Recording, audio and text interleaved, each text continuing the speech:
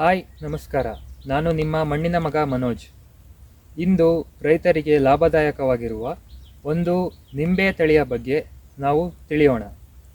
ಆ ನಿಂಬೆ ತಳಿಯನ್ನು ಬೆಳೆಯಲು ಸೂಕ್ತವಾದ ಮಣ್ಣು ಹೇಗಿರಬೇಕು, ವಾತಾವರಣ ಹೇಗಿರಬೇಕು ಮತ್ತು ಅದರ ಬೇಡಿಕೆ ಮಾರುಕಟ್ಟೆಯಲ್ಲಿ ಹೇಗಿದೆ, ಅದನ್ನು ಬಾಧಿಸುವಂಥ ಕೀಟಗಳ್ಯಾವ್ಯಾವು, ಬರುವಂಥ ರೋಗಗಳು ಯಾವ್ಯಾವು, ಅದರ ಅನುಕೂಲಗಳೇನೇನು ಗಿಡ ಬೆಳೆಯೋದ್ರಿಂದ, ಮತ್ತು ಮಾರುಕಟ್ಟೆಯಲ್ಲಿ ಅದರ ಬೆಲೆ ಹೇಗಿದೆ, ಮತ್ತು ಅದಕ್ಕೆ ಬೇಕಾಗುವ ಪೋಷಕಾಂಶಗಳನ್ನು ನಾವು ಹೇಗೆ ಕೊಡಬೇಕು, ಯಾವ್ಯಾವ ಗೊಬ್ಬರಗಳನ್ನು ಬಳಸಬೇಕು ಮತ್ತು ಗಿಡ ಇಡುವಾಗ ಏನೇನು ಕ್ರಮಗಳನ್ನು ಬಳಸಬೇಕು ಅನ್ನೋದರ ಬಗ್ಗೆ ಇಂದು ತಿಳಿಯೋಣ ಬನ್ನಿ.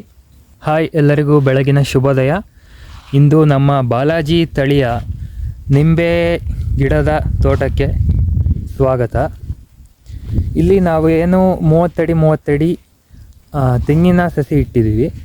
ಅದರ ಮಧ್ಯದಲ್ಲಿ ಮತ್ತು ಅದರಿಂದ ಬಿಟ್ಟು 10 ಅಡಿಗೆ ಒಂದೊಂದು ಬಾಲಾಜಿ ಕಸಿ ಮಾಡಿರುವಂಥ ನಿಂಬೆ ಗಿಡವನ್ನು ಬೆಳೆದಿದ್ದೇವೆ.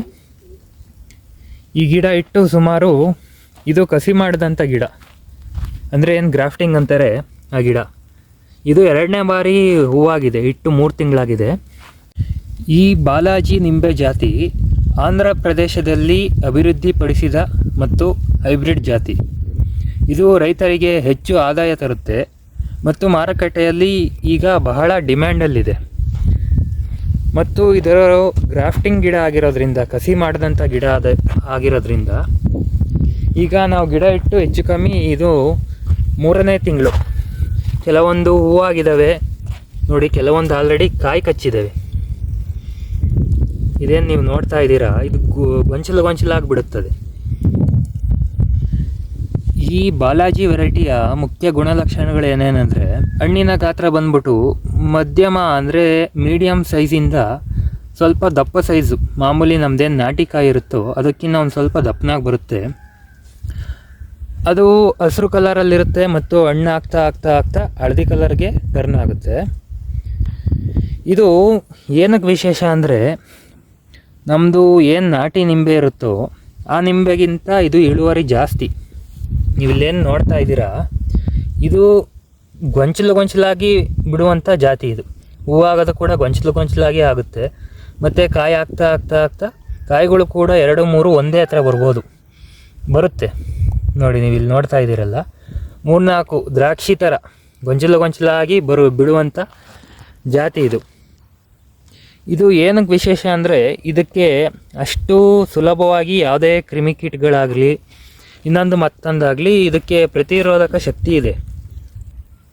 ಕ್ರಿಮಿಕೀಟಗಳಿಗೆ ತಾಳ್ಮೆ ಹೆಚ್ಚು ಅಂತಾರಲ್ಲ, ಈ ಗಿಡಕ್ಕೆ ಅದನ್ನೆಲ್ಲ ಸಹಿಸ್ಕೊಂಡು ಬೆಳೆಯುವಂಥ ಶಕ್ತಿ ಇದೆ. ಮತ್ತು ಈ ಬಾಲಾಜಿ ತಳಿಯ ನಿಂಬೆಹಣ್ಣನ್ನು ಬೆಳೆಯಲು ವಾತಾವರಣ ಹೇಗಿರಬೇಕಪ್ಪ ಅಂತ ಕೇಳಿದ್ರೆ, ಇದು ಬಿಸಿಲಿದ್ದಷ್ಟು ಚೆನ್ನಾಗಿ ಬೆಳೆಯುತ್ತೆ ಗಿಡ. ಯಾಕಂದರೆ ಇದು ಮುಳ್ಳು ಜಾತಿಯ ಗಿಡ ಆಗಿರೋದ್ರಿಂದ, ಮುಳ್ಳು ಜಾತಿಯ ಗಿಡಗಳಿಗೆ ಹೆಚ್ಚು ಕಮ್ಮಿ ಬಿಸಿಲು ಜಾಸ್ತಿಯಾಗಿ ಬೇಕಾಗುತ್ತೆ. ಹಾಗಾಗಿ ಬಿಸಿಲು ಇರುವಂಥ ಜಾಗಗಳಲ್ಲಿ, ಕಡಿಮೆ ನೀರಾವರಿ ಇದ್ದರೂ ಪರವಾಗಿಲ್ಲ ಅಂಥ ಜಾಗಗಳಲ್ಲಿ ಬೆಳೆಯುವಂಥ ಒಂದು ದೃಢವಾದ ಗಿಡ ಇದು. ಮಣ್ಣು ಹೇಗಿರಬೇಕಪ್ಪ ಈ ನಿಂಬೆ ಬೆಳಿಬೇಕು ಅಂದರೆ, ಕೆಂಪು ಮಣ್ಣು ಅಥವಾ ಮರಳು ಮಿಶ್ರಿತ ಮಣ್ಣು ಸೂಕ್ತ. ಯಾಕಂದರೆ ಈ ಗಿಡಕ್ಕೆ ಅಷ್ಟಾಗಿ ನೀರನ್ನ ಜಾಸ್ತಿ ಹಿಡಿದಿಟ್ಕೊಳ್ಳೋಂಥ ಮಣ್ಣಲ್ಲಿ ಬೆಳೆದಾಗ ಏನಾಗುತ್ತೆ ಅಂದರೆ, ಇದು ಜಾಸ್ತಿ ನೀರು ಬೇಕಾಗಿಲ್ಲ ಈ ಗಿಡಕ್ಕೆ.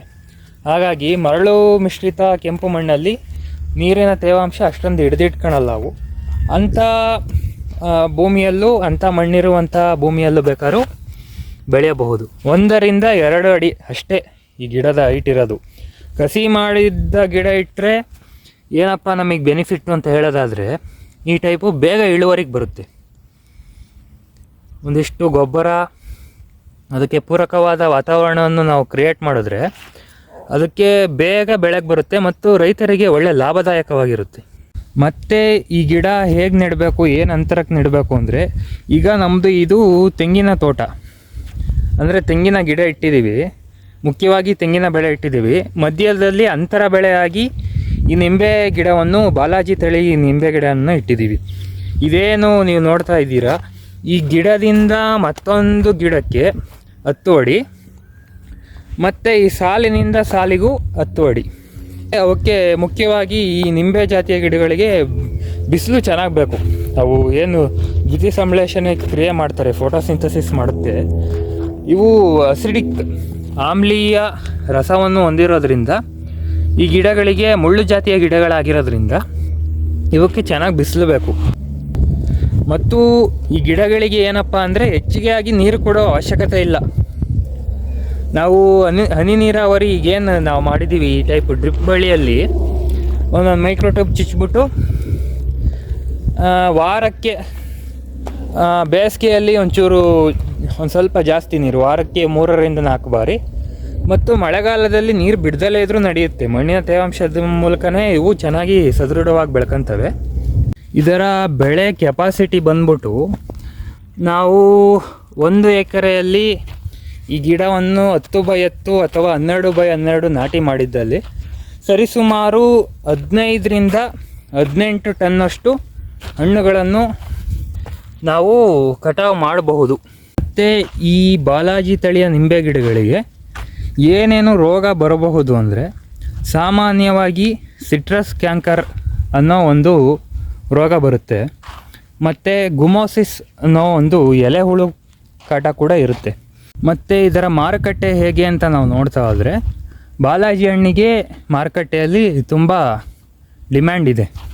ಯಾಕೆ ಅಂದರೆ ಈ ನಿಂಬೆ ಯಥೇಚ್ಛವಾಗಿ ಒಳ್ಳೆಯ ಇಳುವರಿಯನ್ನು ಕೂಡ ಕೊಡುತ್ತದೆ, ಮತ್ತು ಗಾತ್ರದಲ್ಲಿ ಸ್ವಲ್ಪ ದಪ್ಪನಾಗೂ ಕೂಡ ಇರುತ್ತೆ.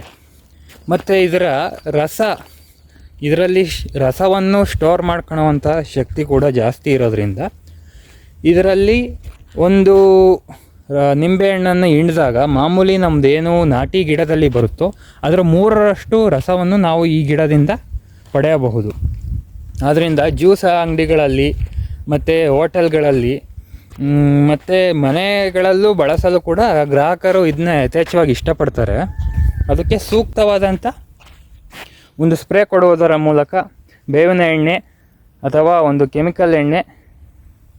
ಕೆಮಿಕಲ್ ಸ್ಪ್ರೇ ಏನು ಬರುತ್ತೋ ಅದನ್ನು ಅಂಗಡಿಗಳಲ್ಲಿ, ಗೊಬ್ಬರದ ಅಂಗಡಿಗಳಲ್ಲಿ ಹೋಗಿ ಕೇಳಿ ಈ ಥರ ಒಂದು ಫೋಟೋ ಅಥವಾ ಒಂದು ವಿಡಿಯೋ ತಗೊಂಡೋಗಿ ಅವ್ರಿಗೆ ತೋರಿಸಿದ್ದಲ್ಲಿ ಸೂಕ್ತವಾದ ಒಂದು